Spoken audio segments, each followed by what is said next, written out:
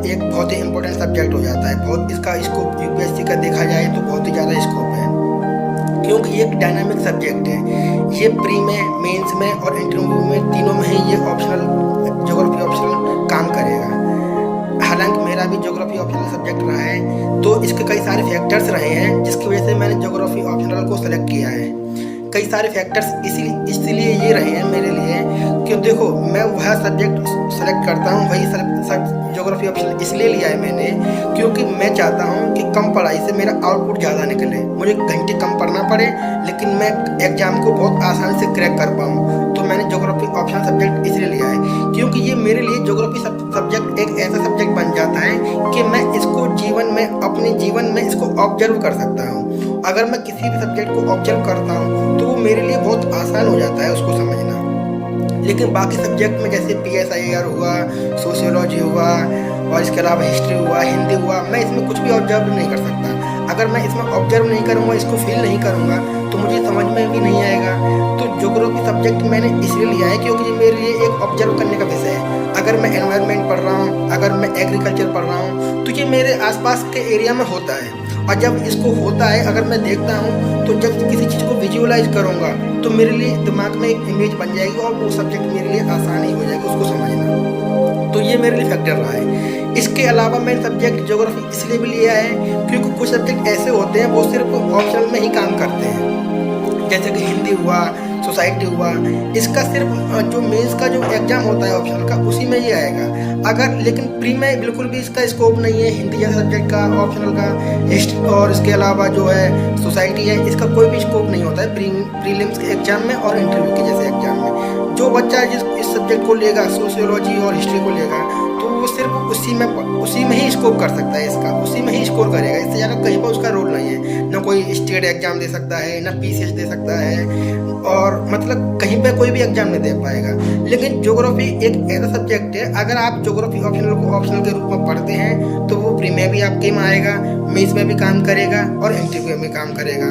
तो इसलिए अब ऐसा सब्जेक्ट बन जाता है। इसके अलावा ये ज्योग्राफी एक डायनेमिक सब्जेक्ट होता है जो कि सब्जेक्ट को बाकी सब्जेक्ट को लिंक करने का काम करता है। जैसे कि आप हिस्ट्री पढ़ेंगे, आप पॉलिटी पढ़ेंगे, आप इकोनॉमिक्स पढ़ेंगे, आप सोसाइटी पढ़ेंगे, आप IR पढ़ेंगे, आप जनरल साइंस पढ़ेंगे, तो ये ओवरऑल सारे सब्जेक्ट को लिंक करेगा।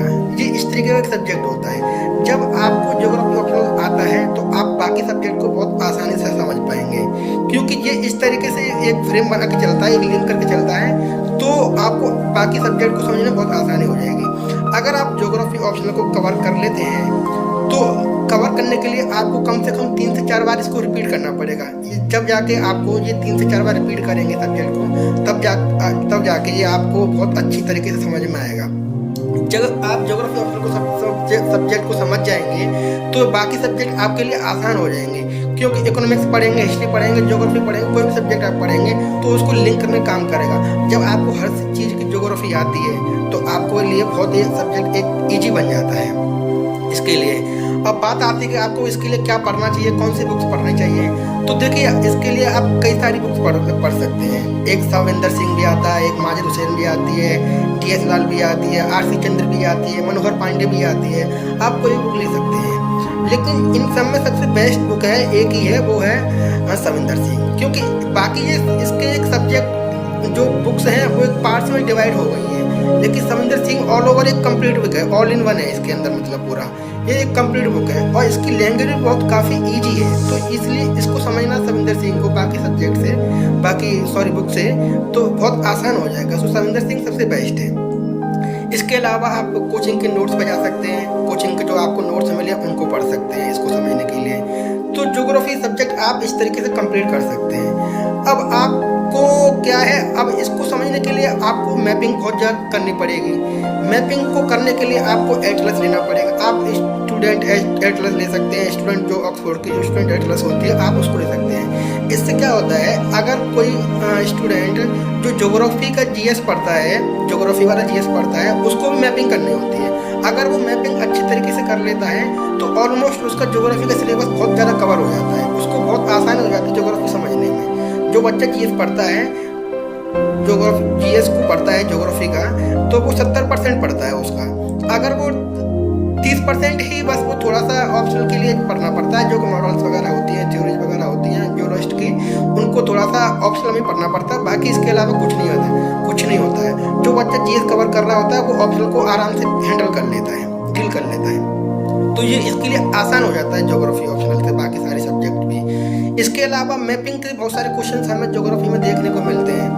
जो एग्जाम आता है प्री का, उसमें बहुत सारे क्वेश्चन आते हैं मैपिंग के, तो वो एक क्वेश्चन कंपलसरी होता है जो कि हमें देखने को मिलता है। ऐसा नहीं है कि ज्योग्राफी में ही आएगा, वो PSIR में भी आता है, हिस्ट्री में भी आता है, बाकी सारे ऑप्शनल में एक कंपलसरी पहला क्वेश्चन देखने को मिलता है।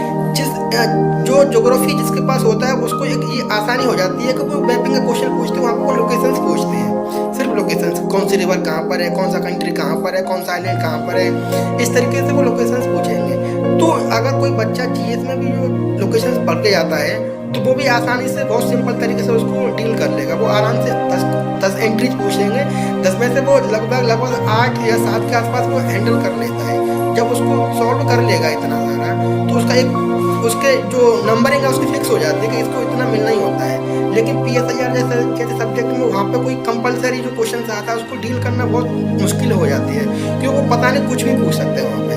लेकिन लोकेशंस का तो अगर मैपिंग हमने अच्छी तरीके से कर ली तो वो आसानी से हमारा सॉल्व हो जाता है। इसके अलावा हमें क्या है, किस तरीके से नोट्स बनाने चाहिए। देखो, मैंने कभी भी ज्योग्राफी ऑप्शनल के नोट्स नहीं बनाए हैं, हालांकि मेरा भी ज्योग्राफी ऑप्शनल रहा है, तो मैंने कभी नोट्स नहीं बनाए हैं। मैं क्या करता हूँ, मैं डायरेक्टली उसको अंडरलाइन करता हूँ, डायरेक्टली उसको समझता हूँ। लेकिन मेरे लिए ज्योग्राफी सब्जेक्ट बहुत ही ईजी है, क्योंकि मैं उसको विजुलाइज करता हूँ, अपने आसपास के एरिया में देखता रहता हूँ कि एग्रीकल्चर किस तरीके से हो रहा है, एनवायरनमेंट क्या है, पॉल्यूशन क्या है, ये सब्जेक्ट मैं इस तरीके से लिंक करता रहता हूँ। और ज्योग्राफी एक डायनेमिक सब्जेक्ट होता है, तो वो उसके बहुत ज़्यादा जो करंट इशू है वो एग्जाम में हमें देखने को मिलते हैं, जैसे कि न्यूज़पेपर से। ये कुछ टॉपिक्स होते हैं जो यूपीएससी के जैसे फेवरेट होते हैं, जैसे कि एग्रीकल्चर है और क्लाइमेट चेंज है और इसके अलावा ग्लोबल वार्मिंग है। इनसे हमेशा यूपीएससी में कई सारे क्वेश्चंस आते ही आते हैं, तो उनको हमें डील करना होगा। तो डील करने के लिए क्या है, हम इसको करंट अफेयर से हम कवर कर सकते हैं। तो इसके लिए द हिंदू सबसे बेस्ट है। इसके अलावा मैगजीन्स पढ़ सकते हो, डाउन टू अर्थ पढ़ सकते हो, PIB न्यूज़ पढ़ सकते हो, वहाँ से हमें ये सब न्यूज़ देखने को मिल जाएंगे। तो ये ओवरऑल अपने आप में बहुत ही एक अच्छा सब्जेक्ट होता है। अगर ज्योग्राफी ऑप्शनल में 500 में से आप 300 प्लस करते हैं तो ये श्योर है कि आपके 300 प्लस करते हैं तो आपका फाइनल लिस्ट में नाम आ ही जाएगा। तो इसके कवर करने के लिए ज्योग्राफी एक सब्जेक्ट बहुत ही एक अच्छा सब्जेक्ट है। इसके अलावा अगर मैं बताऊं तो आप थोड़ा सा नोट्स प्रिपेयर करने हैं तो LWM इस तरीके से कर सकते हो, लेस वर्ड मोर इन्फॉर्मेशन। आपको नोट्स इस तरीके से बनाना है कि वो पिक्टोग्राफ रूप में होना चाहिए। वो अगर वो पिक्टोरियल फॉर्म में है तो आप उसको समझने के लिए, आपको रिविजन करने के लिए बहुत ही वो एक आसान हो जाएगा, तो आप उस तरीके से कर सकते हैं। ज्योग्राफी ऑप्शनल के मैंने आपको सारे बेनिफिट्स बता दिए हैं। इसके अलावा ज्योग्राफी जो यूपीएससी एग्जाम कराती है जियोलॉजिस्ट का सेपरेट एग्जाम होता है जो कि यूपीएससी कंडक्ट करवाती है। लेकिन आप थोड़ा सा ही उसका देखेंगे तो सिलेबस थोड़ा सा ही चेंज होता है, थोड़ा सा ही उसके लिए हमें जियोलॉजी पढ़नी पड़ती है, बाकी सिलेबस जो होता है वो ज्योग्राफी का ही होता है।